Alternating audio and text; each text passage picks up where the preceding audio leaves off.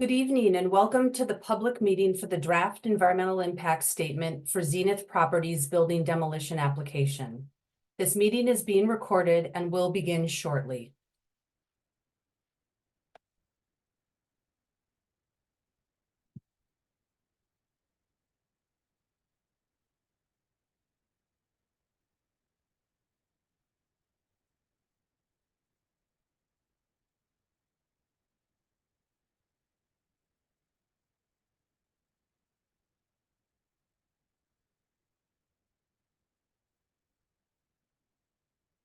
Good evening, everyone. Welcome to the public meeting for the Zenith Properties building demolition application draft DEIS. My name is Kristen Anderson and I'm a member of the consulting project team supporting the city of Des Moines. On behalf of the entire project team, we welcome you here this evening and we appreciate you spending your time with us. We are expecting about 91 people to join this evening and 26 of you have pre-registered to give public comments. We'll have two parts in tonight's meeting. We'll start with a short presentation and then move into the main purpose of tonight's event to take public comment.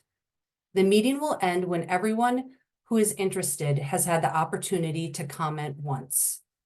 To reduce background noise and make sure things run smoothly, all attendees will be muted with videos off during the presentation.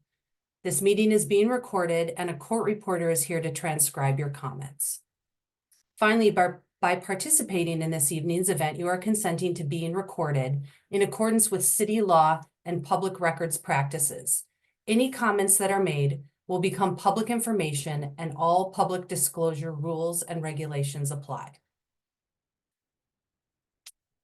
Tonight, everyone's participating through the Zoom platform. I'll briefly walk you through the toolbar and controls now. You can enable the closed captions by clicking on the Show Captions button on the right side of your bar. You could submit a clarifying question about the EIS or comment process and report technical difficulties by clicking the Q&A button here. Your questions will only be seen by the project team. Please note that this feature is reserved only for clarifying questions or if you are experiencing technical difficulties. Comments will not be accepted in this format, and I'll share more information in a minute about how to give your comment. We aren't using the raise hand or chat buttons at this time. Both are disabled.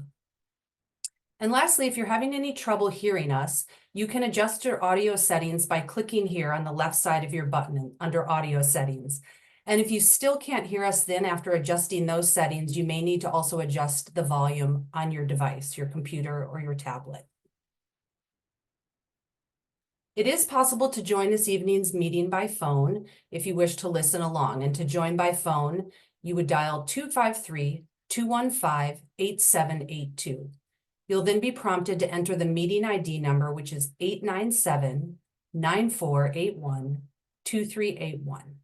Please note that we will not be able to take questions or comments from call-in participants, but we encourage you to submit comments through the online portal on the project website or by mail. And as I mentioned, I'll share more details about giving comment shortly. Now we'd like to take a moment to provide some context regarding the purpose of tonight's meeting. Our goal for the meeting is to share information about the Zenith application, the SEPA process, and upcoming milestones. This meeting also provides a meaningful opportunity for community members to comment on the draft EIS, which is legally required by the EIS process. The public comment period is open until March 8th. There are multiple ways you can provide comment during this time. One option is to provide comments during this meeting. We have a court reporter transcribing all comments shared today, and as previously mentioned, this session is being recorded. 26 of you pre-registered to provide comment when you registered for this event. To make sure everyone has an opportunity to comment, each person may provide one comment during tonight's meeting. If you didn't sign up during registration, but have decided you'd like to provide comment or decide during the meeting that you'd like to provide comment, you can write your first and last name in the Q&A now or at any point during the meeting, and a project member will add you to the queue. There are two other ways that you can provide comments by March 8th. You can submit a comment online via the city's website, which is www.desmoineswa.gov/Zenith EIS. Or you can submit your comments by mail. We'll pause for a moment in case anyone wants to take down the details on this slide.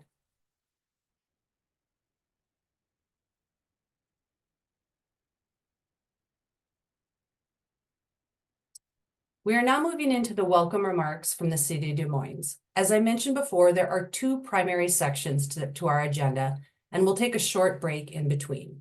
Now I'd like to turn it over to Denise Lathrop from the city to welcome you all. Good evening, everyone. Thank you for attending tonight's virtual public meeting for the Zenith Properties Draft Environmental Impact Statement. I'd like to welcome those elected officials who are also in attendance. My name is Denise Lathrop, and I am the Community Development Director and State Environmental Policy Act official for the City of Des Moines. As SEPA official, my role is to ensure that the environmental impact analysis is thorough and accurate, and that the SEPA process follows state law. The city hired a team of experts led by environmental science associates who prepared the environmental impact statement and is assisting us through the SEPA process. On January 9th, the city issued the notice of draft EIS availability and comment period for the Zenith EIS. Washington Administrative Code requires a 30-day comment period for a draft EIS unless it is extended by the lead agency, which in this case is the City of Des Moines. Prior to issuing the notice, the city and the applicant agreed to an extended 45-day comment period. On January 23rd, the SEPA record was updated with the latest version of Appendix E, the feasibility analysis report that is dated May 22nd of 2023. Now, this information does not change the environmental impact analysis. However, the city extended the comment period to March 8th at 4:30 p.m. in order to enable the public additional time to review this information. At this time, the comment period is twice as long as what is required under state law. So tonight is your opportunity to provide comment on the draft EIS and for us to listen. Now I'd like to turn it over to the other panel members, Nicole Lobenzinski and Pamela Zander from Environmental Science Associates. They will provide a little bit of background information about the proposal and will walk you through the SEPA process. Thank you, Denise. Hello, everyone. I'm glad you could join the meeting tonight. My name is Nicole Lobenzinski. I'm a consultant with Environmental Science Associates, or ESA, and we are producing the environmental impact statement and designing the process for the City of Des Moines. The applicant and property owner is Zenith Properties, LLC. The SEPA lead agency is the City of Des Moines. And as we mentioned, ESA is the consulting firm hired to write the EIS under the direction of the city.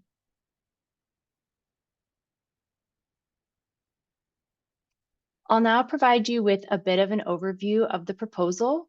We're here discussing a demolition permit application that was resubmitted to the city by the applicant Zenith Properties, LLC in September 2020, after the Freemasons of Washington submitted a demolition permit in 2019.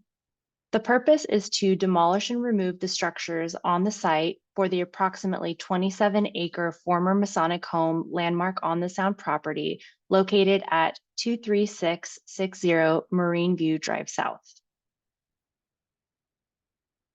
This image gives you a layout of the buildings on the site, which encompasses 27 acres, including a main building, multiple outbuildings, outdoor facilities, landscaping, and green space.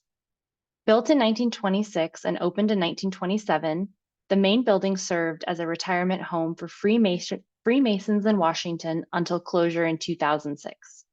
It was then used as an event center called Landmark on the Sound until 2014. There were a number of past sale and development proposals for the site that didn't move forward, and it was purchased by Zenith Properties LLC in 2019 from the Freemasons. The Freemasons of Washington submitted a demolition permit application in 2019 as part of the sale. Zenith resubmitted the application in September 2020. There have been a number of different designations of the site over time. In 1995, the city of Des Moines designated the property as a historic or archaeological property of local significance. On November 30th, 2022, Zenith Properties LLC requested the property be removed from the city of Des Moines historical property survey. In 2014, Washington State Department of Archaeology and Historic Preservation determined the building was eligible to be added to the National Register of Historic Places. I will now turn it over to my colleague, Pam. Thanks, Nicole. Good evening, everyone. My name is Pam Zander, and I also work with Environmental Science Associates. I'm going to start by reviewing the applicant's objectives for the property. The objectives that they have are to demolish the existing structures on the property, remove unsafe conditions and potential hazards due to existing structural conditions, prevent further trespassing within the existing structures, prevent further vandalism to the existing structures, and prevent further graffiti to the existing structures. I'm now going to talk a little bit with you about what SEPA is. And of course, SEPA is an acronym, stands for the State Environmental Policy Act. The citation on the slide here is from the Washington Administrative Code 19711, if you want to read more about what is required in a SEPA process. An important thing to remember is that SEPA is not a permit, it's a process, and it's a way to involve the public and other agencies and give their feedback on proposals. Information gathered during the SEPA process helps the public understand the proposal and how it might affect the environment, and public comments are taken into consideration in decision-making. The City of Des Moines is the SEPA lead agency for the demolition application, and they determined that an environmental impact statement is required because there would likely be a significant adverse environmental impact resulting from the demolition of the structures. The city will make the decision regarding the demolition permit application after they've reviewed all of the environmental review analysis. We just mentioned an environmental impact statement, EIS. This is a technical document that's going to provide formal information to the public and decision makers about the environmental effects of the proposal on both the natural and built environment. The document includes existing environmental conditions, alternatives, and potential impacts and measures to reduce or mitigate any significant unavoidable adverse impacts. This graphic shows the EIS process. On the left, you can see that the initial application was submitted, and then there was a determination of significance in May 2022, meaning that an EIS would need to be produced. And then there were 2 comment periods during scoping in spring-summer 2022. The red, we are here, indicates where we are in the process now, which is the comment period for the draft EIS. After the comments are reviewed, the city will issue a final EIS. And after that, a decision on the permit can be made. Let's talk a little bit about contents of what you'll find in the draft EIS. This Chapter 1 summary provides a really good overview of the impacts and potential mitigation. It'll also have a summary table of impacts and potential mitigation measures to reduce adverse impacts. This is a good place to start your review. Chapter 2 discusses the alternatives. there are 3 alternatives being studied for this proposal, which I'll explain on the next slide. And then chapters 3 through 5 contain the more detailed analysis. And then the technical appendices provide additional background about historic resources from an architectural and archaeological perspective. And there's also a chapter about potential construction impacts. The 3 sections analyzed in each of the chapters that you'll read are divided into 3. You'll first read about the affected environment, sometimes called existing conditions. You'll then see the impact analysis and then the potential mitigation measures. We also have alternatives that I've mentioned before, and I want to just go through those. We're looking at the demolition alternative that would demolish existing structures and buildings on the site. We're looking at the historic preservation and potential future adaptive reuse alternative. And then we're looking at the no action alternative, which would be continuing current site conditions and existing structures that remain and would be vacant and not utilized. No action is required by SEPA. And then tips for commenting. You're invited to comment on the adequacy of the EIS analysis. If you think something's lacking, please let us know.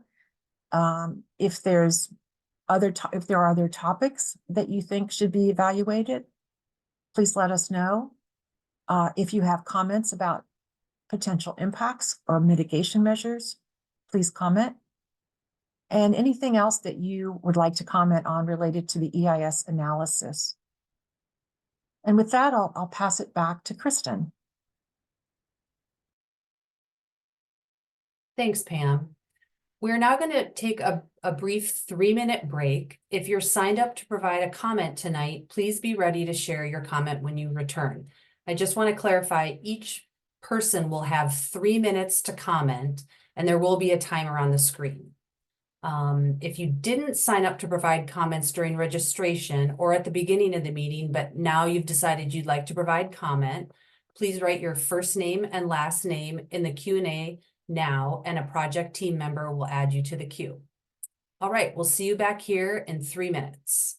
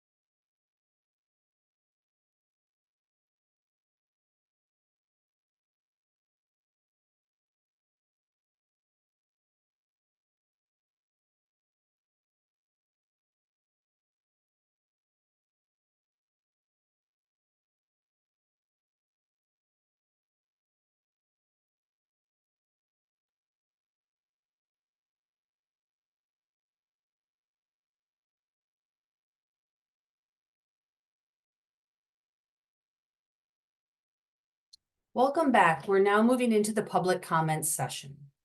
As we begin public comment, we ask that everyone be respectful of this public process, the consulting project team who's a neutral facilitator, and all those who are participating in the meeting this evening. We'll give everyone a moment to read over the ground rules detailed on the slide here.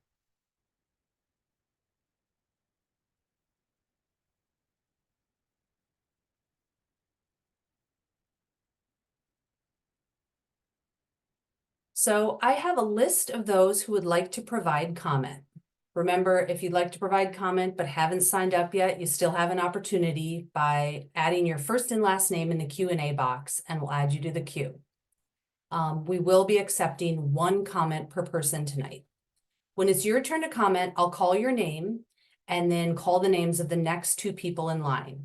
And when it's your turn to speak, a member of our team will invite you to speak by sending you a notification like the one shown here on the screen that says the host would like you to speak. From there, you'll unmute yourself and you'll have 3 minutes to give your comment. Please start by providing your name and mailing address for the record. There'll be a timer on the screen. When the 3 minutes are up, we'll move on to the next speaker. We'll end the meeting this evening when everyone has had an opportunity to provide a comment once. And as a reminder, a court reporter is here and will be transcribing all your comments. And this meeting is being recorded in accordance with city law and public records practices. Any comments that are made will become public information, and all public disclosure rules and regulations apply. The deadline for providing comments is March 8th. If you provide them online, the deadline is 4:30 p.m. If you submit comments by mail, the letter must be postmarked by March 8th. All right, let's move into the public comment session. Our first speaker is Ashley Aller. Our second speaker is Barbara Spaeth. And our third speaker is Beth Burris.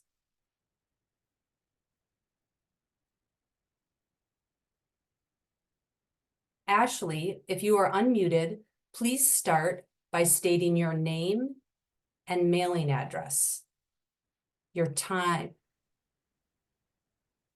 will begin now. I'll give you just a minute. We won't start till you start talking.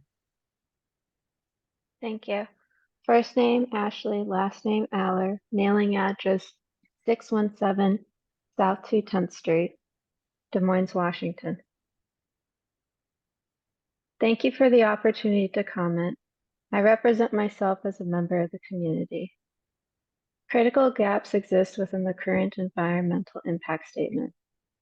These include the absence of a purpose and needs statement beyond the objectives for the demolition, and a report detailing the estimated costs of the demolition. The proposed future use of the property, in light of current zoning, has not been delineated. Yet, from review of the current zoning designation, the expenses for demolition and subsequent repurposing would appear to be exceptionally high. Other important details of the proposed demolition lack clarity.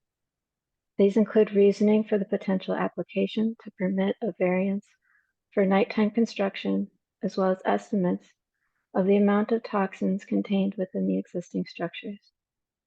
These toxins include lead, asbestos, silica, and would come to light during demolition.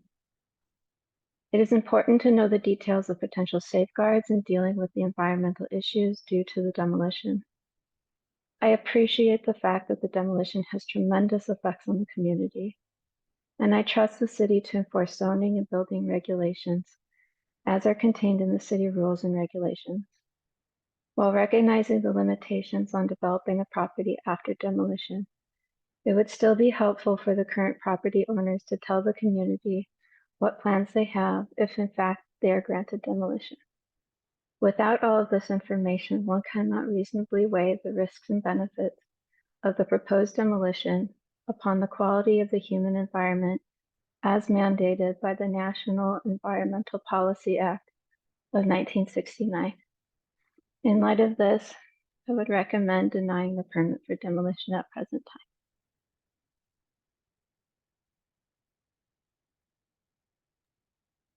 Thank you. Next up, we have Barbara Spaeth, Beth Burris, and then Deborah Alderman. Barbara, if you're here, please unmute yourself. And once you've started speaking, your 3 minutes will start.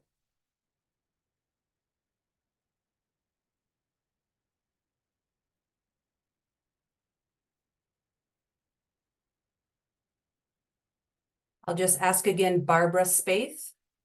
If you're here, look for the notification to unmute.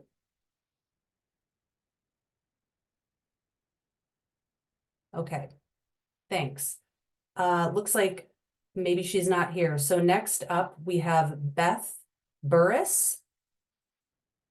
Please look for the notification on your screen. You can unmute. And once you start talking, your 3 minutes will start.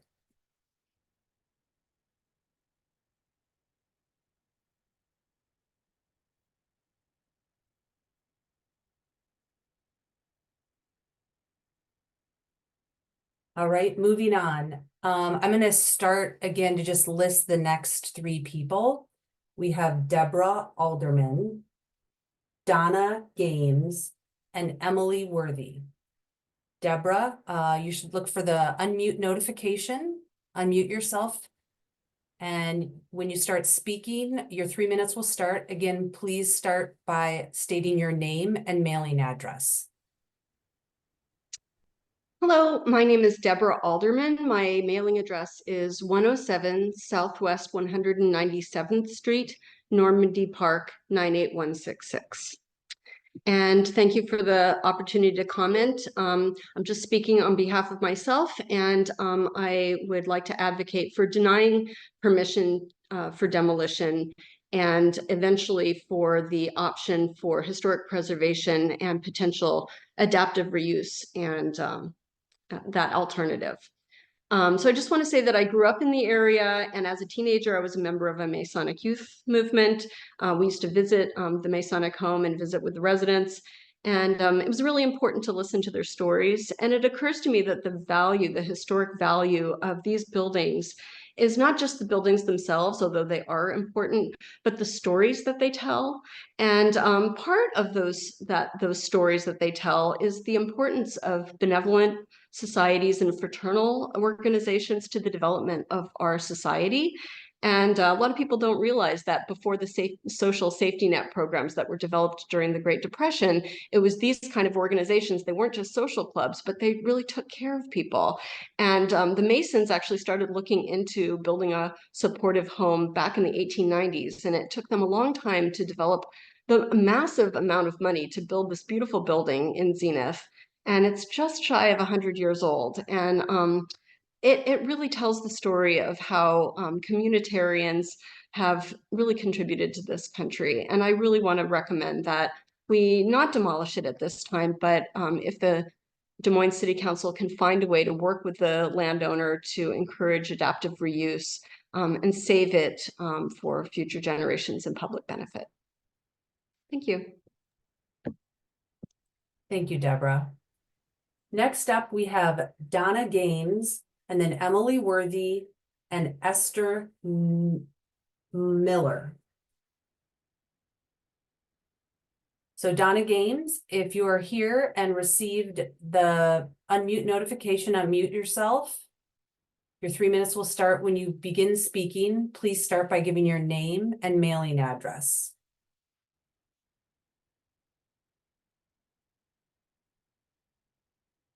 Right. I'm giving a pause just so everyone knows I'm pausing here. We have some people that signed up to give comment but might not be here tonight. So we're just trying to ensure that people have the opportunity to comment if they are here. All right, moving on. Next, Emily Worthy. If you're here, please look for the notification. Unmute yourself. Your 3 minutes will begin when you start speaking. Start by giving your name and mailing address.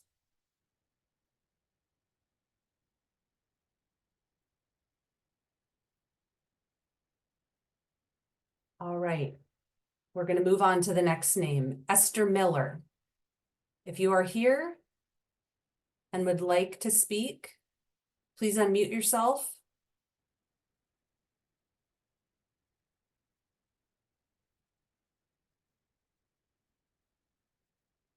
All right, we're going to move on to the next set of 3 names.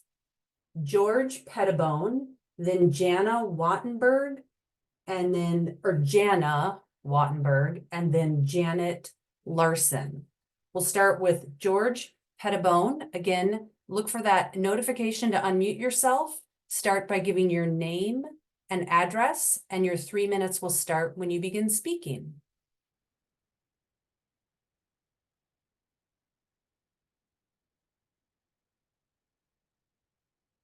Okay, George. Yes, George. Hello. Hello, hello. My name is George Pettibone. I live in Zenith, Washington.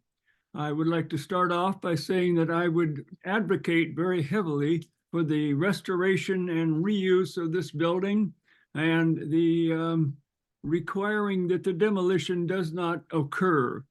The zoning is a funny word. It's got a lot of meaning, a lot of power. It's a historical word. It goes back as much as 2,000 years ago. Buildings were built in cities in Europe for purposes, and they put together zoning concepts, whether they called that such a word or not. Why did zoning get started? Because they needed to keep from having pig farms in Bellevue or pig farms in Normandy Park or Paris. Who built these great cities in Europe? China, Egypt, and England, as well as many other places. Who maintained them for as many as 2,000 years of their buildings, their roads, their waterways, their sewer systems, their ports, their infrastructure. Everything about a city is very vital to other parts of it. You cannot just throw things up somewhere because you want to. The caretakers of the land are all of us. Every one of us has a belief that we own a house, but actually we're caretakers of the house. We take care of the fish, the water, the rivers, the trees, the air we breathe, because another generation is going to come along and replace us. And a building that's 100 years old, built by the stonemasons, are the people that built permanent buildings. They were not put up in a shabby manner. This building is very, very well built and could easily be restored and reused. There are no answers in the current EIS to satisfy me as a semi-retired contractor. The EIS is full of potatoes and rice and marshmallows, but there's no meat in there. I can't find the beef. There is nothing in here that would tell me that it's an EIS. It's a historical document, and it's 900 pages long, and it doesn't tell us how many buildings they're going to build for the new institutional zoning. If they're going to build a hospital, they're going to build a retirement home, or they're going to build a new wing on Highline Community College. There's only 5 pieces of property in the state, in this city, called EIC, institutional zoning. Institutional campus doesn't mean that you can build anything that you want after you tear down the building. Please look very carefully into this, because they didn't build Rome in a day, and they're not tearing down the Colosseum. The Colosseum has no demolition. Thank you. Your time is up. We're going to move on to the next speaker. Thank you very much. Next up, we have Jana Wattenberg, I apologize, Janet Larson, and then Jennifer Kropak. Jana, please unmute yourself, state your name and address, and your 3 minutes will start when you begin speaking. Hi, this is, can you hear me okay? Yes, Okay, thanks. this is Jenna Wattenberg, and I'm on South 240th Place. So the Masonic home is essentially my front yard. And I just want to say I concur entirely with the first speaker, Ashley. She completely nailed it, especially as like a mother in the area. I mean, my first like red flags were asbestos, lead with the demolition, but also with the elementary school down the street, the heavy traffic that the construction is going to the dangers and risks that puts to the community, specifically the children, and then, you know, the elderly community with the retirement homes nearby. It's very concerning, and you know, I'm in favor of denying the permit and doing more of an adaptive reuse. And there's just an overall distrust of the whole process because of the secrecy of what the plans are, because not only does the construction impact our lives and our health and that of, you know, our sensitive population, but it also going forward, the traffic, are you going to put homes there? That's going to affect our traffic and our home values. And there's just a complete distrust of, due to the secrecy of what it's going to be there. And for that reason, we just adamantly encourage to deny the permit. Thank you for your comment. Next up, we have Janet Larson, Jennifer Kropak, and Joanne Bynum. Janet, please unmute yourself using the notification you were sent. State your name and address. And then your 3 minutes will start when you begin speaking.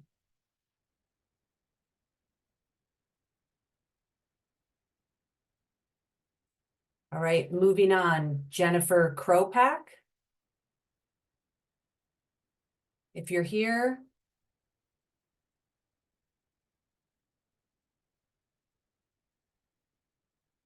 Moving on, Joanne Bynum. Look for a notification, unmute yourself, state your name and address. When you begin speaking, your 3 minutes will start.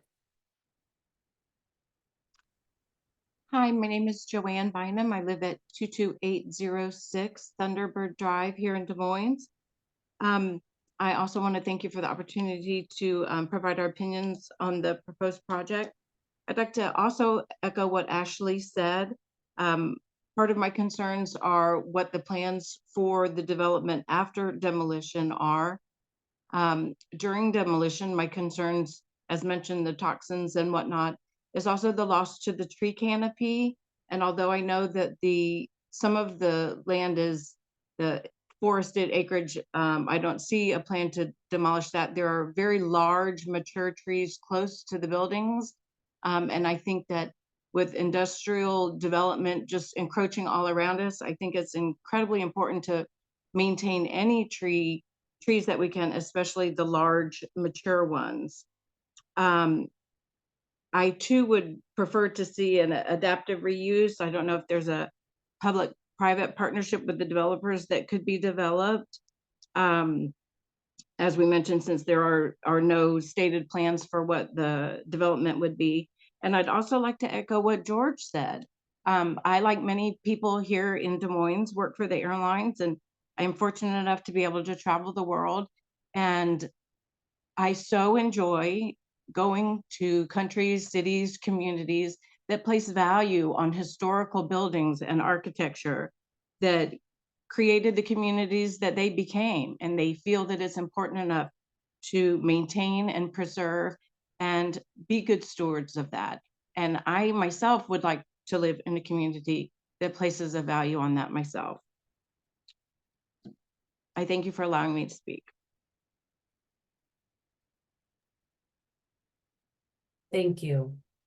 Next up, we have John Rodesno, Judy Davies, and Catherine Ledbetter. John, please go ahead and unmute yourself, state your name and address. Your 3 minutes will start when you begin speaking.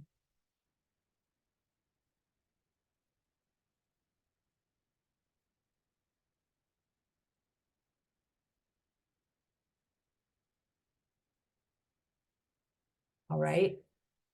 Next up is Judy. Hi, John. Oh, John. Okay, good. Great. Hi. Okay. Yes. Hi. My name is John Rodesno. My address is 22238 24th Avenue South 98198. I am a current resident of the city of Des Moines and am architectural staff at SMR Architects. I'm providing public comments on the draft environmental impact statement for the former Masonic home / landmark on the Sound located at 2360 Marine View Drive South.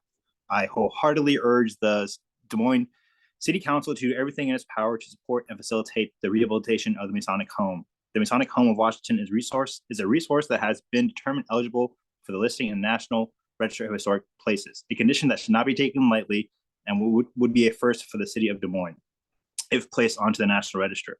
Rather than pursuing demolition, I fully support option 3, the historic preservation and potential future adaptive reuse alternative in the draft EIS. The historic preservation and potential future adaptive reuse option must be thoroughly exhausted prior to any further consideration of demolition, especially when no redevelopment plans have been made public. There is no clear way to mitigate the loss of such a significant resource, and so demolition and mitigation should not be pursued. The city of Des Moines should not issue a demolition permit and should pursue alternative 3, historic preservation and potential future adaptive reuse as a preferred alternative. This alternative should include an economic feasibility study for rehabilitation of the existing Masonic home, as the location of the site is adjacent to accessible public transit, Route 165 bus stop, breathtaking views of Puget Sound, and is a potential site to be developed into a public and pedestrianized green space or arboretum or even more. The Masonic home is not only a cultural and historic treasure that connects Washingtonians and visitors alike to the legacies of our past, but it's also an undeniable opportunity to actualize the proclaimed goals set by the city of Des Moines, its comprehensive plan, and its city's residents. We now have an opportunity to revitalize one of Washington's great historic landmarks. Thank you for your time and support. Thank you. Before we move on to the next speaker, I thought I would just add that we realize that it's possible that some of you may be attending or sharing a computer, and so your name does not match the name on the Zoom screen. And rest assured that at the end of the comment period, we'll provide an opportunity to make sure that people can let us know if they want to provide comment, even if their name is not showing up in the Zoom list. Right now, we're going to move on to the next 3 speakers, Judy Davies, Catherine Ledbetter, and Loyal Little Jr.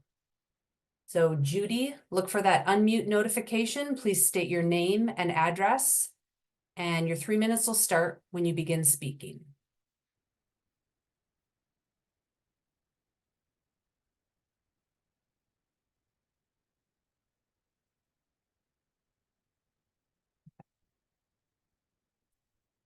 Let's try Catherine Ledbetter. Unmute yourself. Start by stating your name and address.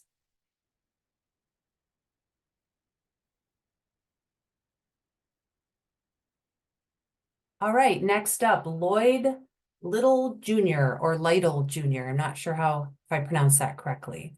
Thank you, Ms. Anderson. Yes, Lloyd Lytle Jr. here. Thank you so much. Resident of Des Moines for a couple of decades now, live in the Zenith neighborhood, right across from the Masonic home. Yeah, looked through or at least what I could of the draft EIS so far. And one thing it clearly shows is the building is significant historically and culturally. And looking at the mitigations, they do not appear anywhere near adequate. And for that reason, the permit ought to be denied.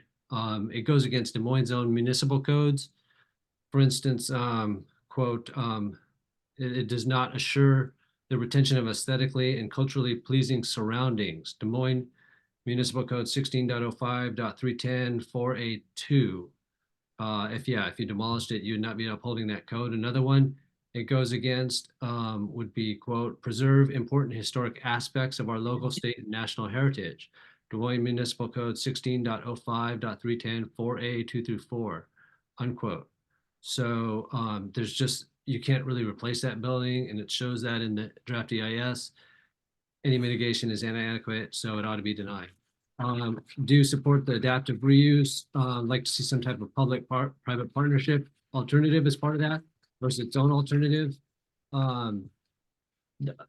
I've heard, just through unofficial things, the owner of the property has expressed some interest in a revitalization, but they would want support, and that support is definitely out there. Senator Karen Kaiser and Representative Tina Orwell of Washington State have indicated they would definitely look for state financial support there. We've heard it from the county.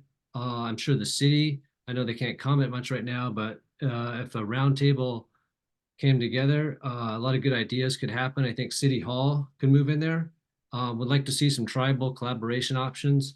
There was a guy from Muckleshoot who came and spoke at the historical Des Moines Society meeting, talked about the history of Des Moines before any settler people got here. So they have a large history here too.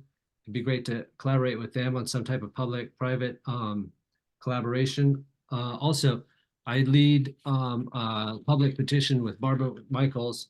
We got 2,300 signatures to support the preservation and revitalization, and people from the Empress Hotel who redid that, skilled artisans who do like European style work. They've reached out and said, hey, we'd like to help work on this.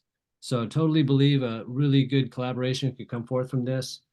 And also do want to say, I didn't agree with the wildlife low quality. There's documented bald eagles there, big lawns for Canada geese. So it's very high quality and one of the last tree canopies in Des Moines. So with that, I would say it should be preserved as well. Thank you very much. Thank you. Our next three speakers are Mario House, Mary Ellis, and Moira Nadal. Mario House, please unmute yourself. Start by stating your name and address.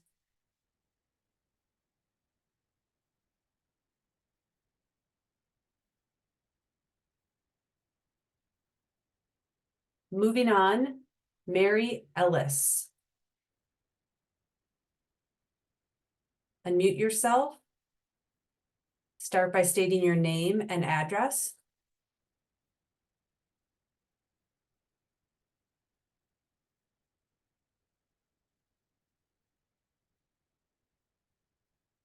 Moving on to our next speaker, Moira Nadal.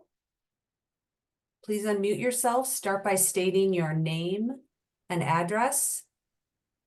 Good evening. My name is Moira Nadal, 1204 Minor Avenue, Seattle, Washington, 98101.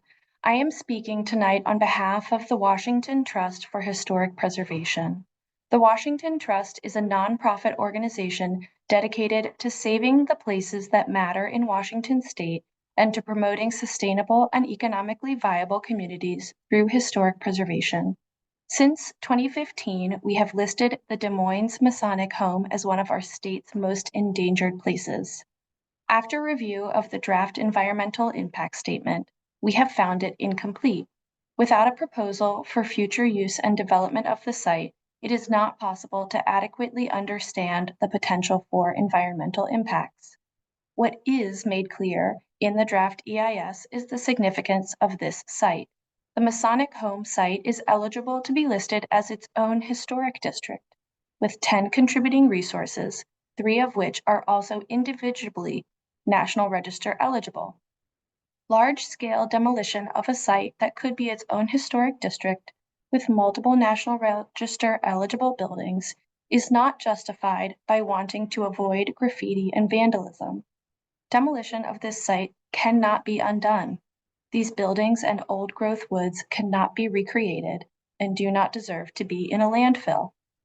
The mitigation proposed in the draft EIS does not substantively relate to the site, its history, or significance. Aside from what has been proposed, there does not appear to be any mitigation plan sufficient to address the loss of such a clearly significant collection of buildings and structures. The City of Des Moines is empowered under the State Environmental Protection Act to exercise all practical means to preserve important historic, cultural, and natural aspects of local heritage. The Masonic Home site is a clear example of a resource significant in all those areas, and not enough information has been presented to explore adaptation and reuse. We urge the City of Des Moines to deny the demolition permit and require the applicant to provide additional information on future development and strategic approaches for adaptive reuse. Thank you. Thank you. Next up, we have Molly Graber, Nancy Kaur, and Sally Roach. Molly Graber, please unmute yourself. Give you a few seconds here. Your time will start when you start speaking. Start by stating your name and address.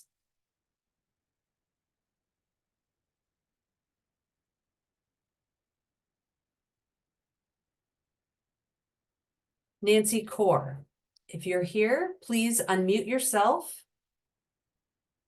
Start by stating your name and address.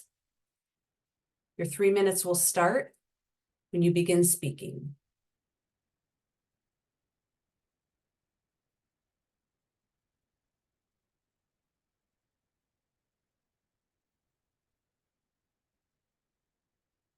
Our next speaker is Sally Roach. Please unmute yourself using the unmute notification. State your name and address. I think I got it. Can you hear me? Yes, we can. Oh, cool. I was the one sending in saying, give them a few more seconds. Yes, thank you for that. I was trying to pause a little longer, and we'll ask again at the end to make sure everyone has their time. Thank you. My name is Sally Roach, and I live at 1433 South 101st Street. Berrien, I'm actually a tiny bit north of Berrien. Anyway, it breaks my heart to think that they would tear this building down. It's art to me. The old stuff is art. And several people have spoken here and said that, you know, they love to travel. I love to travel. I was in Croatia a few months ago, and there was an old church there that they are restoring, and it's costing them money. But they said, once it's gone, it will never be rebuilt again, you know? And that's one of the things for me. One of the reasons I like to travel is I love the art of the old buildings. And to me, just tearing this down is like, you know, a Picasso is old, let's just trash it, you know, or the Mona Lisa is old, let's just trash it. And it's heartbreaking to me that we don't preserve these things. And we're all smart people. I know there are ways to figure out how to preserve this building and the grounds around it and reuse it and make it something that, you know, we can all enjoy. On the East Coast, I've toured some of the old the mills that they had, and they've made beautiful condos and offices and museums and all that kind of stuff. And I don't know why we can't do this here. It seems like out here we tend to be more prone to wanting to just get rid of stuff and put up something new. But I'm really hoping that this can be saved and that we can all enjoy it in perpetuity. And thank you so much for having this period of comments. And I'm going to try to find out how to get more involved with this. Thank you. Thank you. Our next three speakers are Severina Schultz, Shauna Velasquez, and Steve Sparks. Severina, please unmute yourself. Start by stating your name and address, and your 3 minutes will start when you begin speaking. Hello, my name is Severina. My address is, I live in South Seattle, so a little bit close to Des Moines, and I can get to Des Moines by the freeway. And the reason why I would like to comment tonight is I am a college student currently. I'm in a photography major, and I haven't been able to see this building for the past few years. Like, I have done some research and learned that it was open to the public, I believe, but I'm not sure. So that is not completely true to whoever thinks it's true right now. But I think this building has a good charm to it. It looks very pretty, and I feel like for me, it would be a very nice opportunity, and for others to see this building and art, and like as just a way to preserve it for the future generations, or just for the current generation to see what historical buildings look like. And I feel like it's a shame that this would be demolished for not very clear reason. And I believe it should just be preserved, just so we can understand what past architecture has looked like. And like, just for a lot of new generations to understand what we are, what we can, sorry, I'm in the middle of something, but understand what the architecture was and how it could be before and just the way to preserve it. And that's it for me. Thank you. Our next three speakers are Shauna Velasquez, Steve Sparks, and Susan White. Shauna, please unmute yourself. Start by stating your name and address, and your 3 minutes will start when you begin speaking.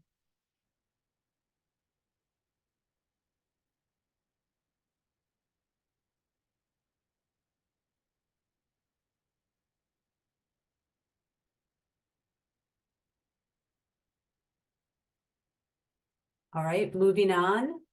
Steve Sparks. Please look for the unmute notification. Unmute yourself. Start by stating your name and address, and your 3 minutes will start when you begin speaking.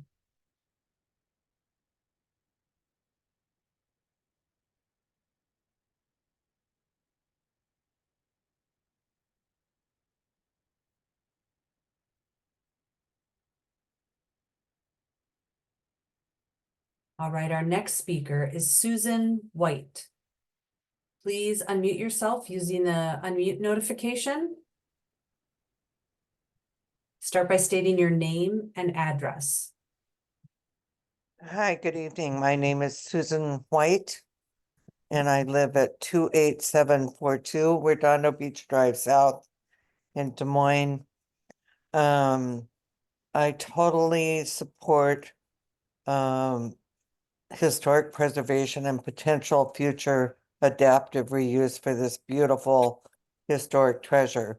The Masonic Home is not only a cultural and historic treasure that connects Washingtonians and visitors alike to the legacies of our past, but it's also undeniable opportunity to actualize the goals set by the city of Des Moines, its local and regional stakeholders and community members. Historic preservation and potential future adaptive use options must be thoroughly exhausted prior to any further consideration of demolition, especially when no redevelopment plans have been made public. There is no clear way to mitigate the loss of such a significant resource, and so demolition and mitigation should not be pursued. The city of Des Moines should not issue a demolition permit and should pursue alternative 3, historic preservation and potential future adaptive reuse as the preferred alternative. I mean, this is just such a magnificent building that can be repurposed. There's 27 acres there. Surely there's got to be a way to include that part of the developer's plans or ideas that there would be other stakeholders, as mentioned previously with our legislators, tax credits, all kinds of things that can be done to to make that happen. Unfortunately, all this stuff about graffiti and if the place is fenced off, I keep hearing there's all this damage to that building. It's like so destroyed. Well, I don't know. It's been sitting there for a long time and I don't know how all this happened, but that clearly would have to be addressed, but I don't think it's insurmountable. So anyway, hopefully the city council will make the right decisions and deny this permit to demolish that beautiful building. Thank you very much. Thank you for your comment. We have one additional name on our list that I'll call out in a minute, and just please note that after that person speaks, we'll also give a moment or an opportunity for others to raise their hand and let us know if they want to speak, because I do understand there were a lot of people that were registered, but we are not seen on our participant list. Before we move to that, I'd like to call Suzanne Vargo to speak. Receive a notification, unmute yourself, start by stating your name and address.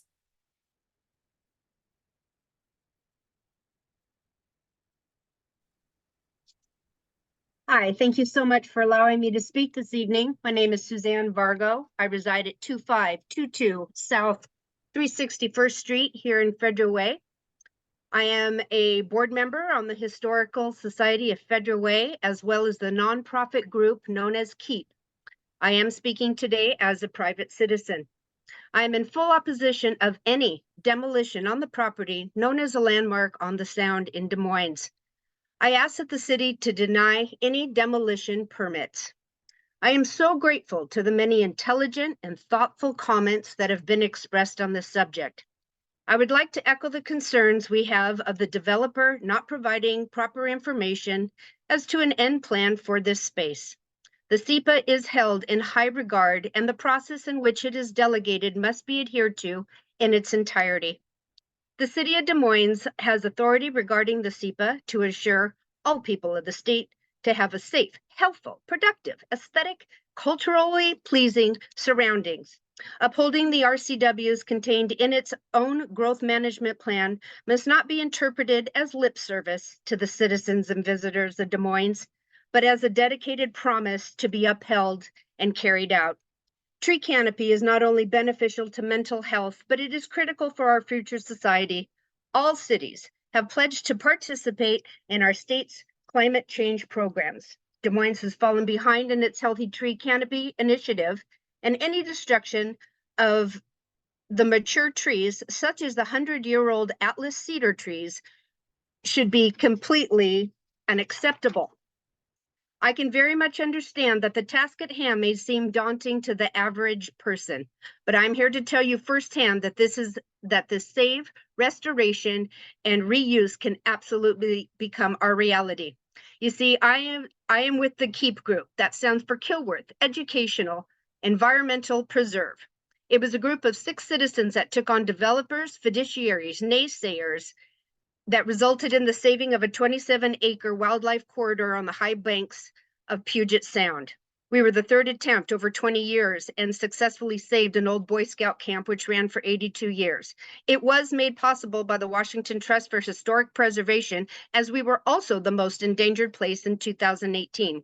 Through encouragement and assistance of the Trust for Culture, State, Citizen Involvement, the buyers were found in Forterra, and they have leased the land to the Greater YMCA of Seattle. Full restoration of the lodges, the trails, the amphitheater will all be complete, and school children in our entire area will once again be able to enjoy the magic scenery and experience this for another year. Regardless if you've seen this fantastic building from the air, land, sea, all gasp in awe at its magnificence. I highly encourage the city of Des Moines to exhaust every avenue, such as public, private means, to secure the historical Mason home for future use. Excuse me, your time is now up.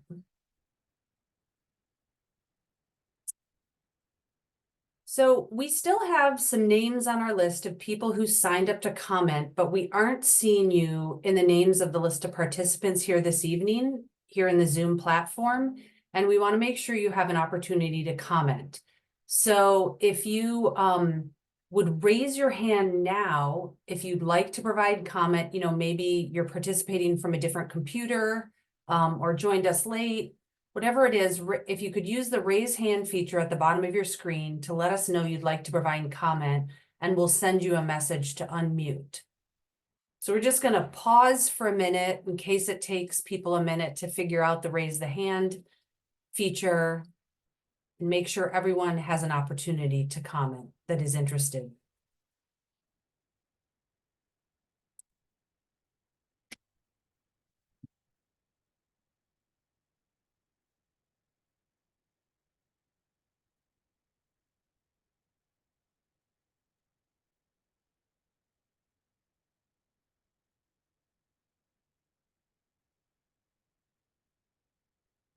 I'm just looking over at the list. I'm just going to wait another minute or two.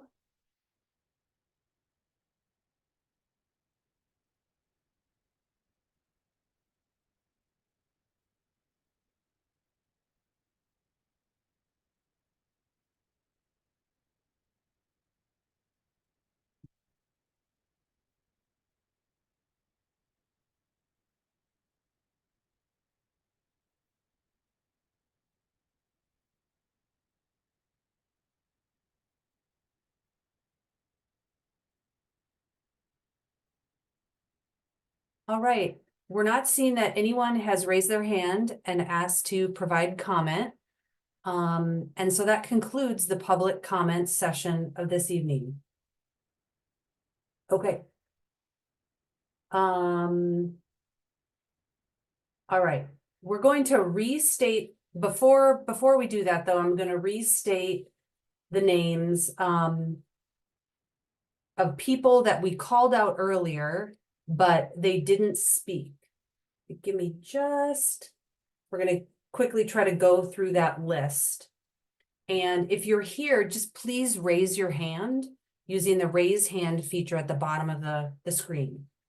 Barbara Spaeth, Beth Burris, Donna Games, Emily Worthy, Esther Miller, Janet Larson, Jennifer Kropak, Judy Davies, Catherine Ledbetter, Mario House, Mary Ellis, Molly Graber, Nancy Core. And again, I'll just pause for a moment. Oh, sorry, I missed a couple. Shauna Velasquez, Steve Sparks. Again, use the raise hand feature, even if you're participating from someone else's computer, so the name looks different. You can still, we can call on you and you can state your name. I'll wait just one more minute.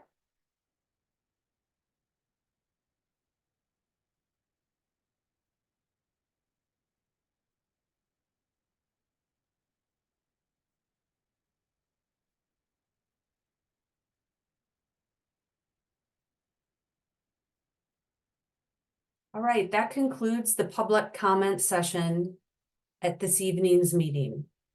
We'd like to thank everyone for participating.